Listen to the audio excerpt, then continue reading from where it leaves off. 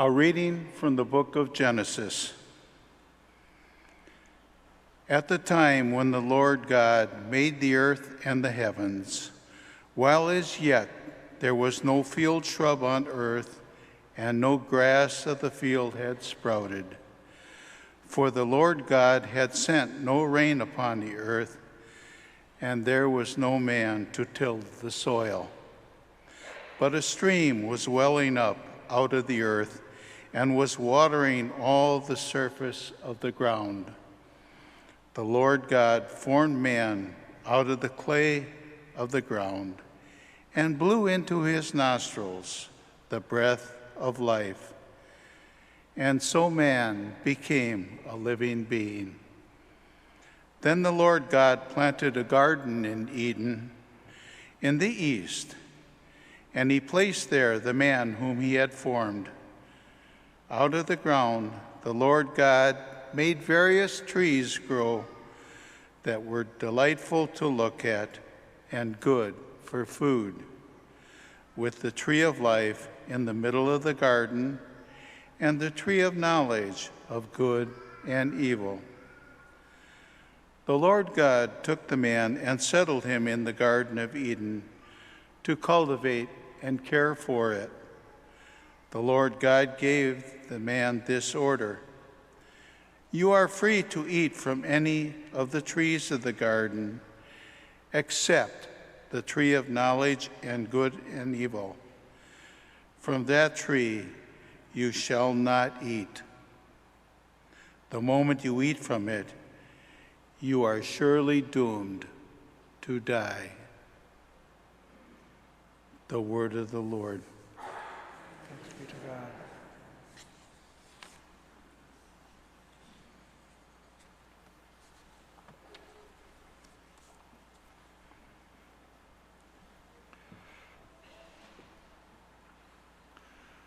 For Psalm 68, in addition to singing the refrain, "God in your goodness you have made a home for the poor," underneath Sarah, underneath our cantor, we'll sing once, "In your goodness," and then very softly we'll wholly hum.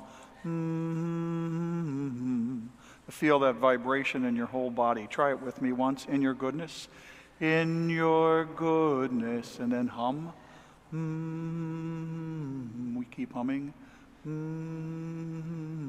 Just like in your breath and breathing. Very quietly underneath Sarah in the verses.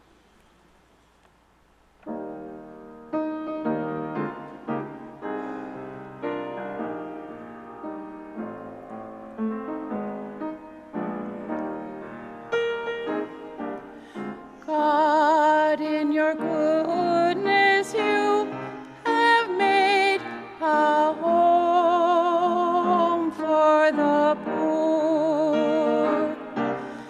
God, in your goodness you have made a home for the poor. In your goodness. In your goodness. Holy hum.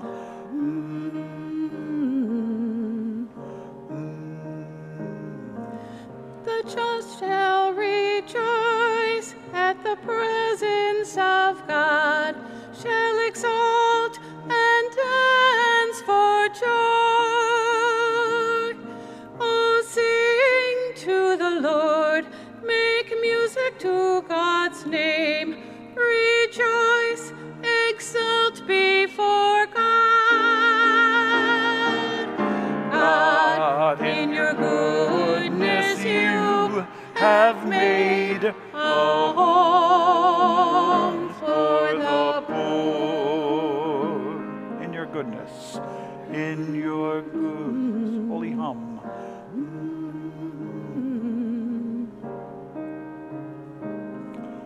Father of the orphan, defender of the widow, such is God in the holy place. God gives the lonely a home to live in and leads prisoners forth into freedom. God, in your goodness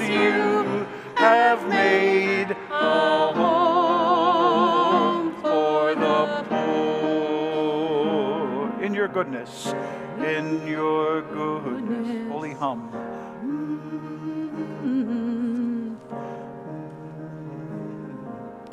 You poured down a generous rain, giving your people new life. It was there that your people found a new home. In your goodness, O God, God, in your goodness you have made a home for the poor. In your goodness.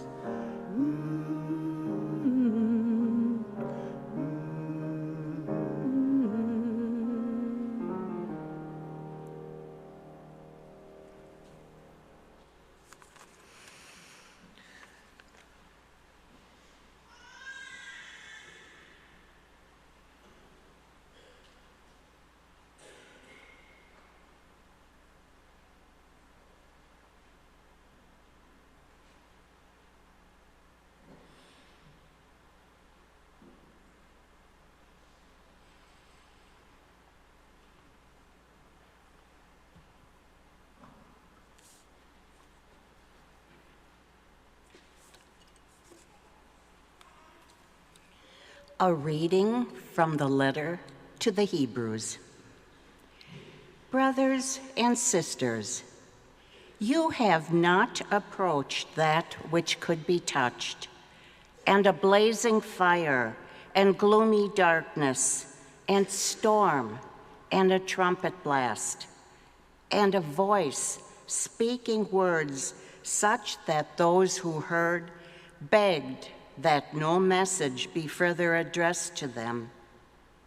No, you have approached Mount Zion and the city of the living God, the heavenly Jerusalem, and countless angels in festal gathering, and the assembly of the firstborn enrolled in heaven, and God, the judge of all, and the spirits of the just made perfect, and Jesus, the mediator of a new covenant, and the sprinkled blood that speaks more eloquently than that of Abel. The word of the Lord.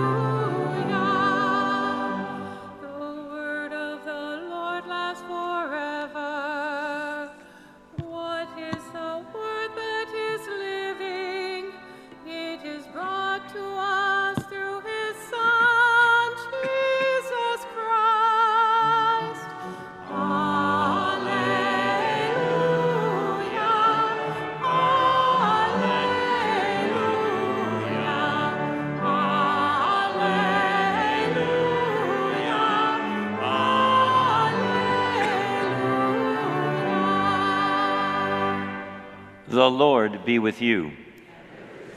A reading from the Holy Gospel according to Luke. On a Sabbath, Jesus went to dine at the home of one of the leading Pharisees, and the people there were observing him carefully. He told a parable to those who had been invited, noticing how they were choosing the places of honor at the table. When you are invited by someone to a wedding banquet, do not recline at table in the place of honor. A more distinguished guest than you may have been invited by him, and the host who invited both of you may approach you and say, "Give your place to this man." And then you would proceed with embarrassment to take the lowest place. Rather, when you are invited, go and take the lowest place, so that when the host comes to you, he may say, "My friend, move up to a higher position." Then you will enjoy the esteem of your companions at the table.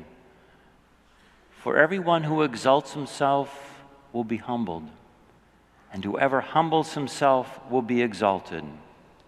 And then he said to the host who invited him, "When you hold a lunch or a dinner, do not invite your friends or your brothers or your relatives or your wealthy neighbors, in case they may invite you back and you have repayment. Rather, when you hold a banquet, invite the poor, the crippled, the lame, and the blind. Blessed indeed will you be because of their inability to repay you, for you will be repaid at the resurrection of the righteous." The Gospel of the Lord.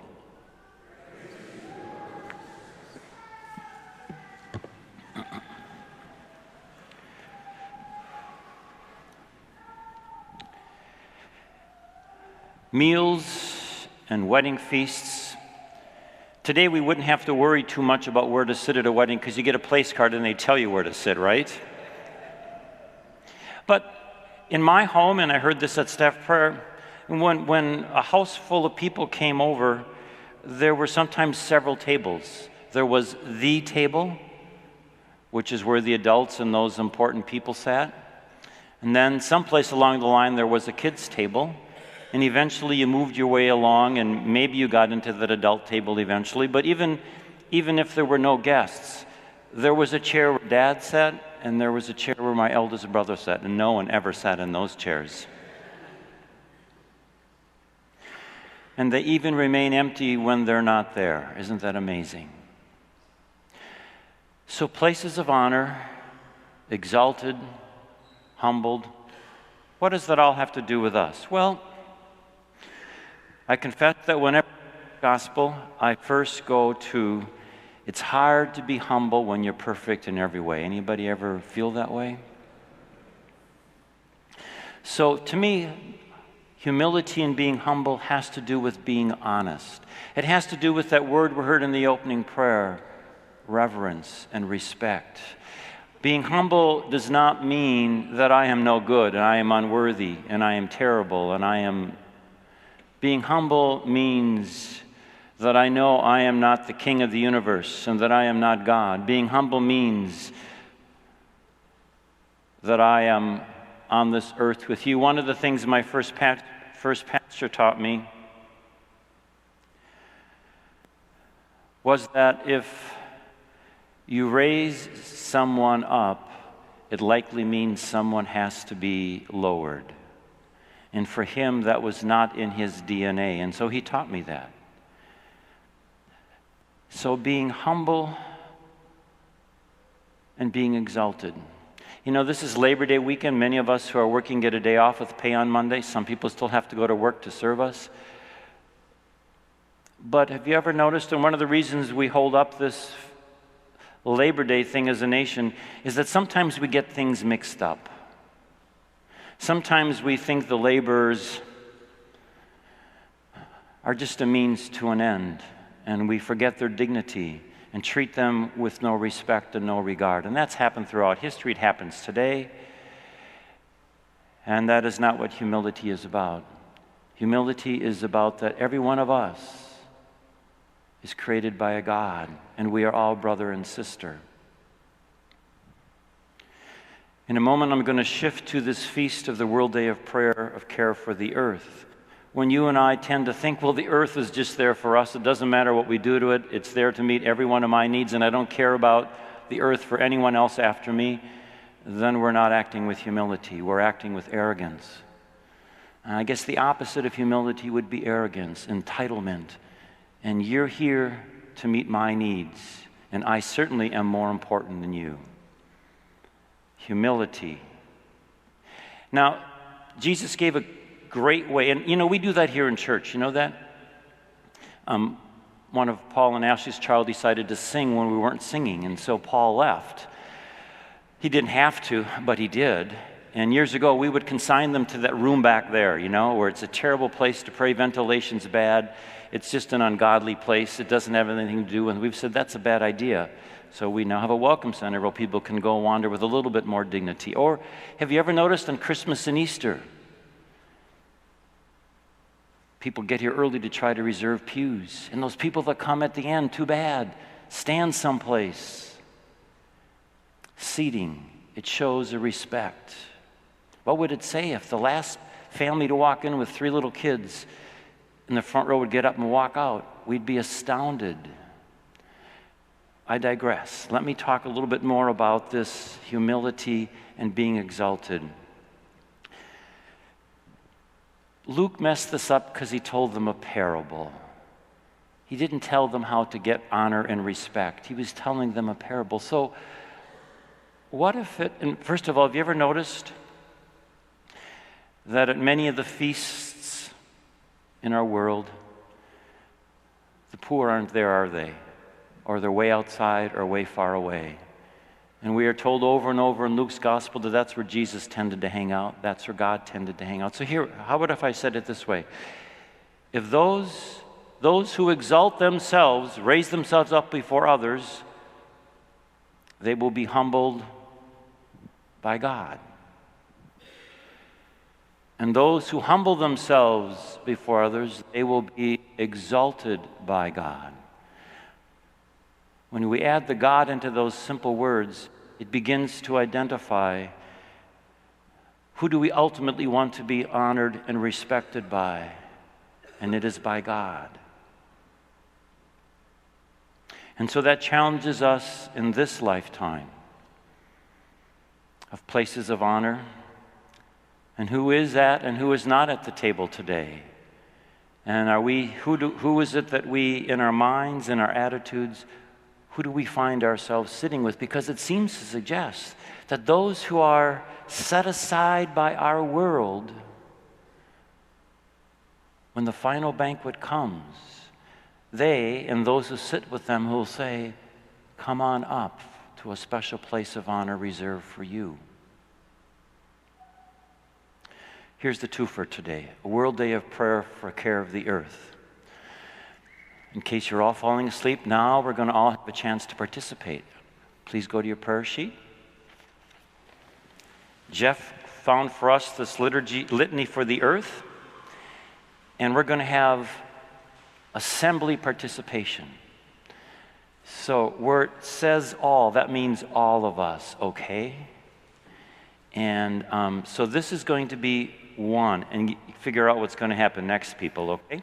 So in this section, I'm going to ask you to say, I don't have to sing them right now. This is warming you up for Jeff later on, so that we can raise our voices. So I'm going to ask you to read the words for one. We're going to pause for all, one, and pause. So let's go. God, pour out your mercy, pour out your love. Heal our common home, and you are number 2. God, pour out your mercy, pour out your love, all being. Heal our common home, and number 3, earth is. Pour out your mercy, pour out your love. Heal our common home. Number 4, fill. Pour out your mercy, pour out your love. Heal our common home. 5. Pour out your mercy, pour out your love. Heal our common home. 6, heal us. Pour out your mercy, pour out your love. Heal our common home. And women, if you would lead us in number 7.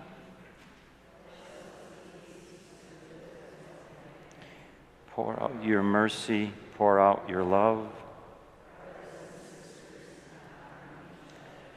Heal our common home. And men, number 8, Spirit of God, you dwell deep within us. Pour out your mercy, pour out your love. Heal our common home.